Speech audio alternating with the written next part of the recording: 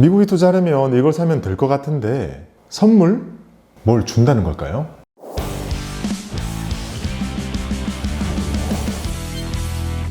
안녕하세요, 박고미입니다. 오늘 우리가 ETF 투자를 하다 보면 만나게 되는 선물이라는 것에 대해서 배워보겠습니다. 일반적으로 선물 투자라고 하는 것은 매우 독자적인 영역이고, 이 선물에 투자를 하려면 주식과는 전혀 다른 제도와 거래 방법 등을 익혀야 됩니다. 매우 이해하기 어려운 시장입니다. 특히 초보들에게는요. 그래서 저는 우리 구독자분들이 이 선물 투자는 하지 않으실 거라고 생각을 합니다. 우리가 투자를 하면서 뜨문뜨문 만나는 이 선물이라는 단어와 이 선물 투자는 상당히 거리감이 있거든요. 그렇기 때문에 우리는 오늘 이 선물 투자를 배우는 것이 아니라 우리가 우리다운 투자를 하다 보면 만나게 되는 이걸 이해하기 위한 학습 정도로 생각해 주시면 되겠습니다. 선물은 지금 돈을 먼저 주고 물건을 나중에 받는 거래를 말합니다. 지금 돈을 주고 물건을 바로 받으면 현물 거래라고 합니다. 지금 물건을 받고 한 달 뒤에 돈을 주면 그걸 신용거래라고 합니다. 외상이죠. 지금 돈을 주고 물건을 한 달 뒤에 받으면 그걸 선물이라고 합니다. 돈 먼저 물건 나중, 선매매 후 물건이라고 해서 줄여서 선물이라고 합니다. 영어로는 미래를 거래한다고 해서 퓨처스라고 사용하고요. 그럼 왜 이런 거래가 생기는지를 간단히 예를 들어 설명을 드리겠습니다. 예를 들어 배추 농사를 짓는 농부와 배추를 요리에 쓰는 음식점 사장님이 있다고 해볼게요. 농부는 이렇게 오래 농사를 지어서 키워온 배추가 하필 나중에 파는 그 시점에 가격이 떨어지는 게 매우 리스크죠.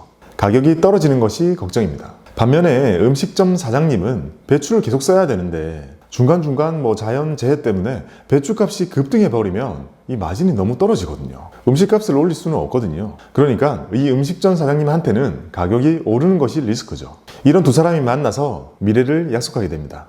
우리 딱 1년 뒤에 배추 100포기를 포기당 1,000원에 넘기는 계약을 약속하죠. 100포기 1,000원이면 이 거래 대금은 10만 원인데 지금은 계약금으로 10,000원만 주죠. 배추가 100포기 들어올 때 나머지 9만 원을 정산하게 되죠.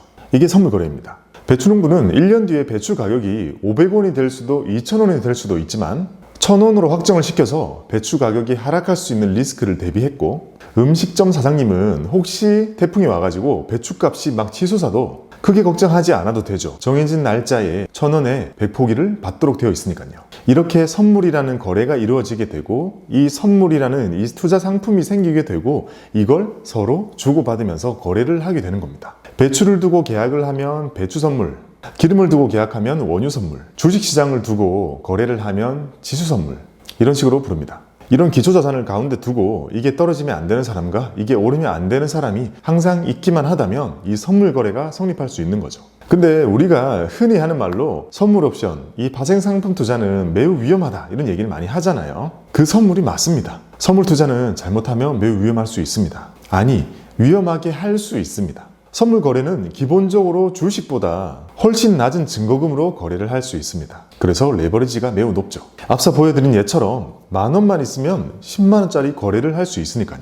이런 레버리지의 특성 때문에 ETF에서 효율성을 위해서 사용하기도 하고 개인이 투기성을 극대화시키기 위해서 사용하기도 하죠. 우리는 뭘 해야 되는지 아시겠죠? 선물에 대한 용어를 몇 개 알려드리겠습니다. 기초자산, 이건 우리가 쳐다보는 그 자산입니다. 이름 그대로 가장 기초가 되는 거죠. 그리고 만기일이 되게 되면 그 인도를 하게 되는 그 자산을 말합니다. 이런 자산은 곡물도 있고 원유도 있고 지수도 있고 구리도 있고 외화도 있고 다양합니다. 다음은 만기. 주식은 만기가 없지만 선물은 만기가 있습니다. 만기가 가까우면 근월물이라고 하고 멀면 원월물이라고 부르죠. 다음은 롤오버입니다. 우리가 주식을 담았다면 그냥 쭉 가지고 가면 되는데요. 선물은 계속 만기가 다가오기 때문에 만기 전에 계속 새로운 선물로 바꿔줘야 됩니다. 이걸 롤오버라고 부르고요. 우리가 만약에 선물을 샀는데 롤오버를 안 하고 깜빡하고 만기를 맞게 되면 난생 처음 보는 원유나 금 이런 것들을 인도받게 되는 마법 같은 경험을 하실 수가 있습니다. 그리고 우리가 선물을 주로 보는 곳들은 바로 이런 곳들이죠. 이런 식으로 우리는 ETF를 사용해서 주가 지수를 사거나 해외 주식 시장을 사거나 원자재를 사거나 금을 사거나 이럴 때마다 우리는 선물을 볼 수 있습니다.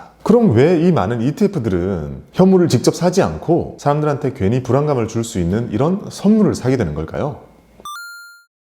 ETF에서 선물을 사는 첫 번째 이유는 운용이 편리하기 때문입니다. 우리는 주로 특정 시장 전체를 사기 위해서 ETF를 사잖아요. 근데 이 ETF에서는 불특정하게 이 들락날락하는 이런 투자금들로 현물들을 잘 사서 이 추종해야 되는 그 지수를 잘 쫓아가야 됩니다. 예를 들어 S&P 500이라고 한다면 그 S&P 500이 가지고 있는 그 구성 비율을 최대한 잘 유지를 해야겠죠. 매우 어렵고 번거로운 일입니다. 하지만 이 ETF에서 S&P 500 지수 선물을 그냥 사서 담고 있으면 동일한 효과를 낼 수 있습니다. ETF의 장점이 많은 종목들이 담긴 것을 소액으로 살 수 있게 해주는 거잖아요. 그 목적을 이 선물을 사서 담기만 하면 그대로 실현할 수 있는 거죠. 우리는 ETF를 사서 손쉽게 해외 투자를 하고 이 ETF에서는 지수 선물을 사서 손쉽게 해외 투자를 할 수 있는 겁니다.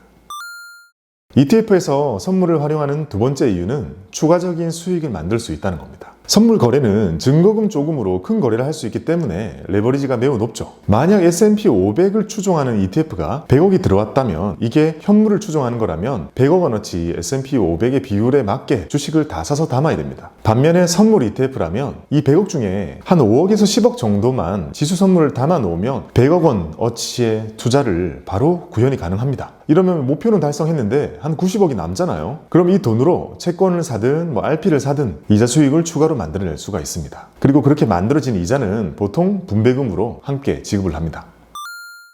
ETF에서 선물을 활용하는 세 번째 이유는 환해지가 된다는 겁니다. 앞서 말씀드린 것처럼 지수 선물을 담으면 현금이 남죠. 그래서 이 현금으로 환해지도 할 수 있습니다. 해외 투자를 하는 이 선물 ETF들이 뒤에 H가 붙어 있는 이 환해지를 많이 하는 바로 그 이유입니다. 국내 투자자들은 해외 시장 보는 것만 해도 힘든데 이 환율까지 고려하는 것은 너무나 힘들다고 생각을 해요. 그래서 전통적으로 이 ETF에서는 환해지형 ETF가 선호되어 왔습니다. 사실 달러가 안전자산이니 노출을 하는 게 더 낫다 이런 인식은 최근에 들어서 생겨난 거거든요. 아무튼 선물이 아닌 현물로 해외 지수를 추종하는 ETF들은 해외 주식들을 다 사서 담고 나면 이 환해지를 할 만큼 충분한 현금이 남지가 않거든요. 아예 돈을 빼서 환해지를 하게 되면 이 기초자산과의 추적 오차만 더 커지는 구조거든요. 그래서 선물 ETF는 현금이 남으면 그런 걸로 RP 채권도 사면서 환해지도 적극적으로 하게 되는 겁니다. ETF에서 선물을 활용하는 네 번째 이유는 실물 상품에 투자가 편하기 때문입니다. 만약 S&P 500을 추종하는 ETF라면 해외 주식을 500개를 담는 게 참으로 번거로운 일이긴 하지만 어떻게든 할 수는 있죠. 물론 하는 ETF도 있고요. 근데 이 원자재나 이 농산물은 다른 또 현실적인 어려움들이 있죠. 그래서 대부분의 이런 농산물, 귀금속, 원유 이런 것들은 전부 선물형 ETF로 되어 있고 환해지가 되어 있죠. 만약 이런 거를 ETF가 직접 사가지고 보관하고 있으려면 창고도 빌려야 되고 세콤도 달아야 되고 경비원도 써야 되고 보험도 가입해야 되죠. 이런저런 비용이 너무 많이 들기 때문에 오히려 오차가 더 커지거든요. 금선물, 은선물, 원유선물 이런 거 사기만 하면 자연스럽게 이들의 가격 변동에 투자를 할 수 있으니 그냥 편하게 선물을 담는 겁니다. 현물도 물론 있습니다. 되게 재밌어요. 이 타이거 구리 실물이라는 것은 실제로 구리 현물을 담아요. 보관해요. 조달청에서 창고를 관리하고 있고요. 부산의 창고에 구리가 보관이 되어 있습니다. 만약 여러분들이 이 ETF를 사가지고 환매 신청을 하면서 의향을 밝힌다면 아마 실물로도 출고를 받으실 수가 있을 거예요. 구리를 진짜 받는 거죠. 아무튼 이렇게 현실적으로 구현이 가능한 것이 그렇게 많지는 않기 때문에 대부분의 이런 상품 투자는 다 선물로 이루어지게 되는 겁니다. ETF에서 선물을 활용하는 것의 첫 번째 단점은 어렵다는 겁니다. 선물 자체가 우리가 직관적으로 이해하기가 매우 어려워요. 어디에서도 배우지 않고 어디에서도 잘 가르쳐주지 않아요. 하지만 선물은 너무 다양한 곳에서 활용이 되고 있는 거죠. 직접 선물을 투자하는 것은 너무나 방법이 어려워 보이고 거기서 들려오는 얘기로는 너무 위험하다 이런 얘기가 너무 많죠. 그래서 우리는 ETF를 보다가도 이 선물이라는 단어가 들어있기만 하면 괜히 찝찝함을 느끼게 되는 겁니다. 혹시 위험하지는 않을지, 그리고 그 박고미 씨가 잘 모르겠는 것은 하지 말라고 했는데 그러면 선물하면 안 되겠네. 나는 선물 투자를 모르니 이거 선물 붙은 거 전부 안 해야지. 이런 생각을 하게 될 수 있는 거죠. 우리가 자동차의 엔진의 구조를 명확히 모르더라도 운전을 할 수 있는 것처럼 선물의 원리를 몰라도 선물 ETF는 살 수 있습니다. ETF에서 선물을 활용하는 것의 두 번째 단점은 롤오버 효과입니다. ETF는 우리가 그 기초 자산의 가격 상승에 대해서 투자를 하는 거죠. 언젠가 내가 금덩이, 은덩이 이런 걸 갖기 위한 것은 아닙니다. 자, 그러려면 ETF 내부에서도 이런 현물이 인도되지 않도록 계속 선물을 바꿔줘야 되는 부담이 생기죠. 왜냐하면 선물은 만기가 계속 다가오니까요. 그 다음에 만기로 바꿔주는 것을 이 롤오버라고 하는데요. 이렇게 하는 롤오버는 수익을 가져다 줄 수도 있고 비용이 생길 수도 있습니다. 그래서 롤오버 효과라고 부르는 것이 정확한 이름이고요. 사실 이게 비용이라고 부르지만 우리가 롤오버를 하는 때마다 이렇게 눈에 띄게 나가는 그런 비용의 개념이 아니고요. 선물을 계속 롤오버, 즉 교체해주면서 투자를 했기 때문에 순수하게 우리가 그 지수에 투자를 했을 때 그 수익만큼이 안 나게 되는 것이 일반적이고 그 차이만큼을 롤오버 비용이라고 부릅니다. 주로 상품 선물들은 이런 롤오버 때문에 수익의 상당한 부분이 제약이 되는 것이 사실인데요. 우리가 일반적으로 만나는 그런 주가지수 선물들은 이런 롤오버 비용이 거의 발생하지 않습니다. 크게 개의치 않고 투자를 하셔도 괜찮다고 생각이 듭니다. 자, 지금까지 ETF에서 선물이 의미하는 것에 대해서 알아보았습니다. 이렇게 선물을 이용하는 것에 장점이 더 크다고 생각이 들면 큰 걱정 없이 활용하실 수 있을 거고요. 반대로 어떻게든 단점이 매우 큰 한계로 느껴지신다면 어떤 방식으로든 현물 투자를 해보는 게 맞겠죠. 제가 주로 다양한 영상 등을 통해서 말씀드리는 이 자산 배분 있잖아요. 자산 배분에는 채권, 주식, 원자재, 유동성 이런 것들이 들어가는데요. 선물 ETF를 활용하신다면 이런 자산 배분 포트를 매우 쉽게 짤 수 있는 장점이 있습니다. 요즘 난리 나 있는 그런 원유 ETF 그런 것들 때문에 이 선물 ETF 자체에 대해서 반감을 가지실 필요는 전혀 없다고 생각합니다. 우리에게 편리한 장점이 더 크니까 적절하게 나 스스로의 투자를 위해서 활용하시는 게 좋지 않나 그런 생각이 드네요. 여러분들의 자산 관리에 잘 활용하셨으면 좋겠습니다. 여러분, 성투를 기원합니다. 감사합니다.